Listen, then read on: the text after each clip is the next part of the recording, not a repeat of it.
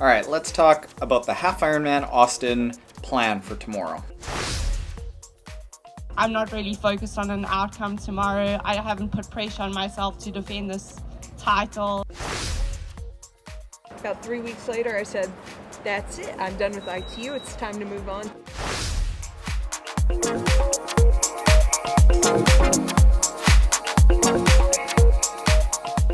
So you remember how yesterday I said that it's going to be a little bit chilly? Well, I'm going to hop on the bike during the race and it's going to be about 8 degrees. That's Celsius. So Fahrenheit, talking like 47, 48. That means I got to head to a bike shop. It's Canadian blood running through my veins. I'm not part polar bear, I'm sorry. I need warm clothes. Just can't tell where the bike shop is.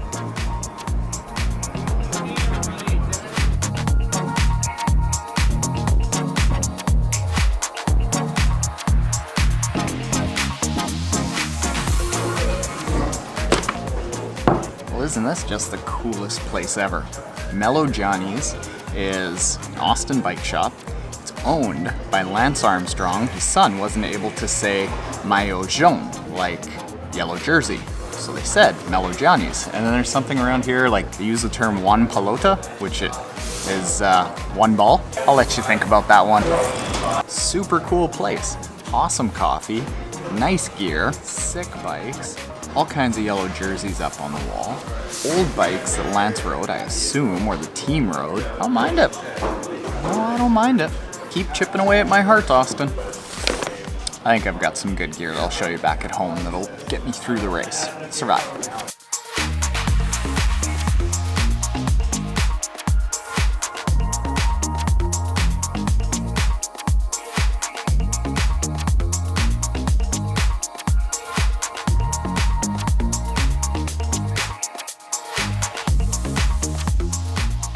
Alright, got home, day before Half-Ironman Austin 70.3. That means that I gotta just sharpen up the body a little bit, remind it about how to move, what race speed feels like, because this week, there's a lot of rest, just little pops of speed. All we wanna do is liven up the body. Not tire it out, not doing a workout. We're just saying, hey, body, I'm your pal. You wanna be my pal? If you wanna be pals with me, this is how fast we gotta move. And you gotta check out how sweet the Mellow Johnny stuff is that I got. Oh man, I'm in love with that place. That place is cool. Check it out. Got myself some booties. Got myself this little bit of a fleecy on the inside kind of vest. And inside I got myself a pair of mitts. And you're all probably thinking, hey, Taren, what the hell? You're gonna lose so much time in transition. What happened to all those flying mounts that you were showing off the other day? Well, you know what?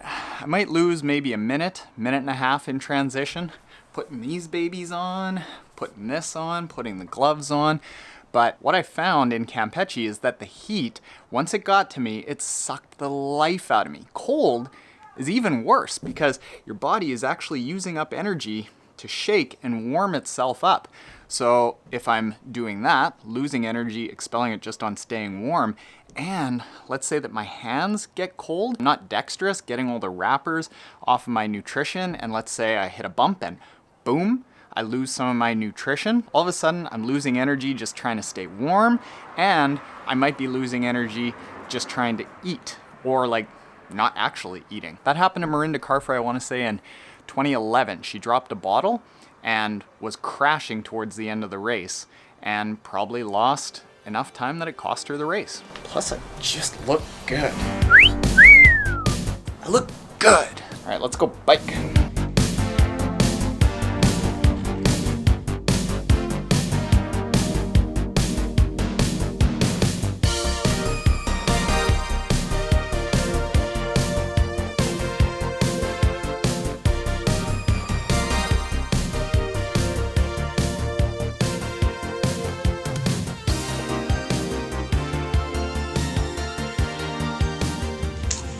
Going good.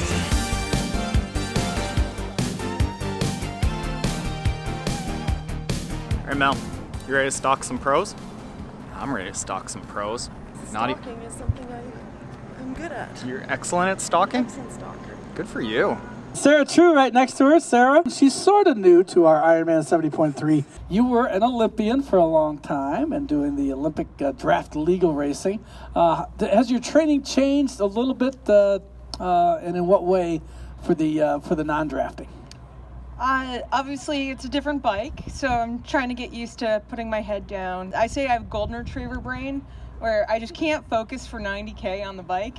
So a lot of what I'm doing is a lot of brain training, because I'm used to, like, you know, pretty exciting looped races where you're thinking about, you know, bike tactics and pack dynamics. So a lot of it's just been like, okay, put my head down, focus, don't look at that bird over there, don't look at the cow, like, let's think about watts. So it's an adjustment, but it's fun.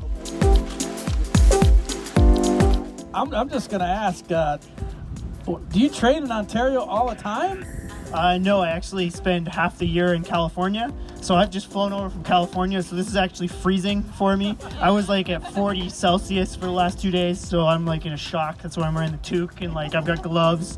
Yeah, it's a bit of a freak out. Are you basically a 70.3 or have you ever done the Ironman distance? No, just 70.3. Pretty much a specialist in that respect. I race maybe one Olympic a year and then 10 70.3s. I really like it and it's good for me. Being a little bit younger, I find that I just don't have the experience and the base on the legs to actually go up to the Ironman. So I could see that happening in 2 or 3 years, but right now just I'm doing really well. I win 70.3 races, I'm competitive in it, so why change it?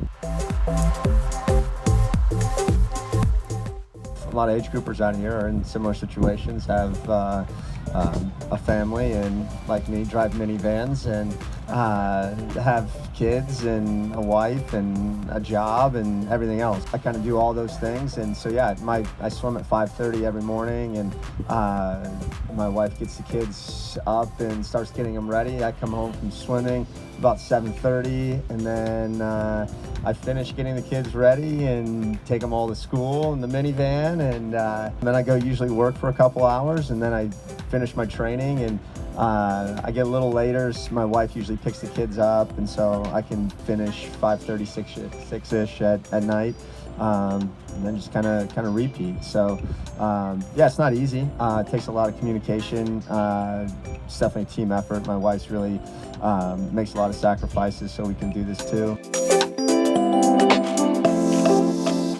You saw your competition at the pro meeting today.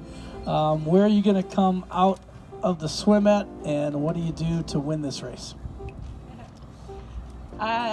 Well, I don't know where I'm going to come out of the swim, but I plan to swim hard and try and be in the front group, but you never know what happens, and like I said, I don't know if there's going to be a swim. There will be. We'll be swimming. But yeah, I mean, I have my race plan, and I'm pretty much going to dial that in, and I'm not really focused on an outcome tomorrow. I haven't put pressure on myself to defend this title. That's not what I'm going for. I pretty much want to nail my pacing and nutrition tomorrow, so I'm trying to enjoy it as much as possible. Well, usually when that happens, when I hear an athlete say that, they usually have a fantastic race. So good luck. She has won 2 in a row too, right? Like, yeah, this is the third time, but like, you know, a mistake I made in Worlds is putting too much pressure on myself, and that's when I have my worst races. So I'm just here to really enjoy it and yeah, really empty the tank. I love giving it all I have and making the most of my fitness. I really am fit from Worlds, and I didn't get to execute everything that I had on the day, and that's what I'm going to do tomorrow. What you going to do for the holidays? You have some traditions, family traditions? Yeah, I live in the same town as a lot of my family, so I spend a lot of family time together.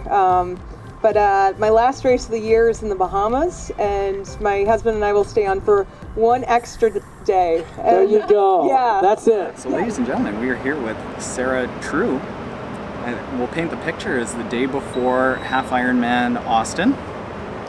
Hello. Hello everyone. Yeah. It's real. Yeah. How many races has this been for you this year? You're on half a dozen now? Yeah, I guess this is my 6th for the year. And you've had some awesome first showings at the half distance. Thanks. Yeah, it's been a fun transition. You know, coming from the Olympic format racing, I wasn't sure if I'd like it. I did kind of a teaser race in May in Chattanooga, and about 3 weeks later, I said, "That's it. I'm done with ITU. It's time to move on to Half-Ironman," and haven't looked back. Really? With ITU, it's just so engaging on the bike because you have to pay attention or you're gonna crash. Let's be honest. You're in a pack. They're tight turns. It's really dynamic. I've had to start to try to train my brain to shift away from that, and I have a hard time focusing. I give so much credit to the people who can do 5-hour trainer sessions, looking at their top tube, you know, hammering out. Like Lionel? I don't know how he I am Lionel does that every Sanders' day. polar opposite. The exact opposite, yeah. Polar opposite.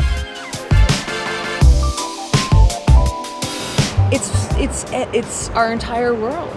You know, it's more than our professional lives. It's more than self-identity. It's you start to realize how precarious everything is when every decision you make is for one goal. Okay, so pretty hard on the swim means So just let's like say- you just kind of feel so it, like whatever the race tactics end up being. Strong cruisy. Strong cruisy? Yeah. Okay. Yeah. And the bike is, let's have let's have some power numbers. Let's talk power gears or on the feel? car. Okay. All day I'll probably be in third gear. Really? Yeah. Not on the run? On the run, like On the be run, overdrive in the last 11K? No. I might move it up to fourth gear if I've done my nutrition right. Okay. There's a good chance Really? I'll just stay in third. Really?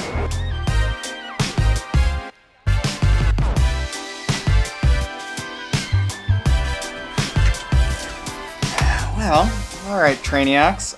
Number one, if there is any room in your roster for favorite female pro, I would take a very hard look at Sara True. She is just the nicest. Just the nicest. Big fan. All right, let's talk about the Half-Ironman Austin plan for tomorrow. Swim starts off in the morning with, I literally make a race morning checklist of everything that I've got to do, step for step. Number one, get up. Number two, put on shorts, jersey, chamois butter, arm warmers, watch, heart rate monitor, wetsuit bottoms, meal, take a Tylenol. I want to get ahead of the pain that's going to be in my heel. Mushroom coffee, hyperhydrator, toast with some peanut butter. Foot, ice it a little bit, and then wear some foot beats. You look like you're falling. Get that blood flowing a little bit because I'm not going to be able to go for a run or a bike or warm up too much, so I'll throw those foot beats on, get the blood moving that way. Don't forget that in the fridge, I've got water bottles that I need to put in my morning bag and then put my flask in my run bag. And I've got all the things that I need to put in my morning bag, my bike bag, my run bag. And I just go off this and go into like autopilot in the morning. Because tonight I'm going to be rehearsing like morning routine 20 times in my head.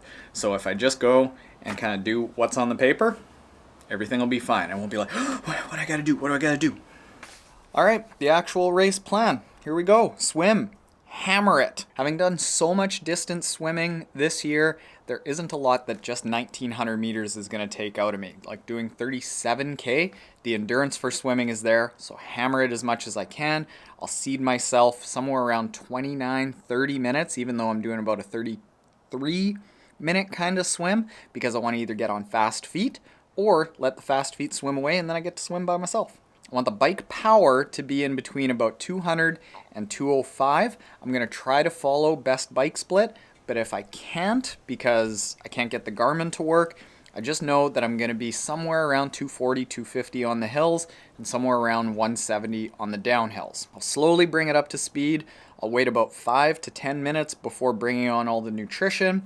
And then at 83K, Pat wants me to just kind of start like setting up out of the aero bars a little bit, stretching out my lower back so that I'm loose and not just in that aero position right into T2. So all my nutrition is going to be in minutes 5 and kilometer 83 basically too. And then the run, I'll take 1 mile to build up to race pace of 4:30, and then I can take nutrition after mile 1, which I'm going to have in a flask, so it's going to be nutrition that I know. I'm going to hold that 4:30 pace for as long as I can, and then if at mile 8 I've got anything left in the tank, so some parameters to know how the day is going. I've got heart rate ceilings. 160 on the bike, if I start going over that at my target power, something's wrong. And I follow that heart rate ceiling and throw power out the window, and I just hope to dear God that I can finish the race. And then on the run, a 165 max heart rate. Same thing. If I'm going over that and it's still at my race pace or even slower, back it off, sucker. At that point, it's just get home. It's kind of what happened in Campeche. So that is it, Trainiacs. Big sleep tonight, big meal tonight, small meal in the morning. Follow me on the Athlete Ironman app, or Ironman Tracker app. It's the free one, bib number 1131. Wish me luck, gang. Thank you for helping motivate me here. See ya. I'm so excited for this, by the way. Mel asked, are you nervous? Like, no, I'm excited. I want to get it going. Let's do this!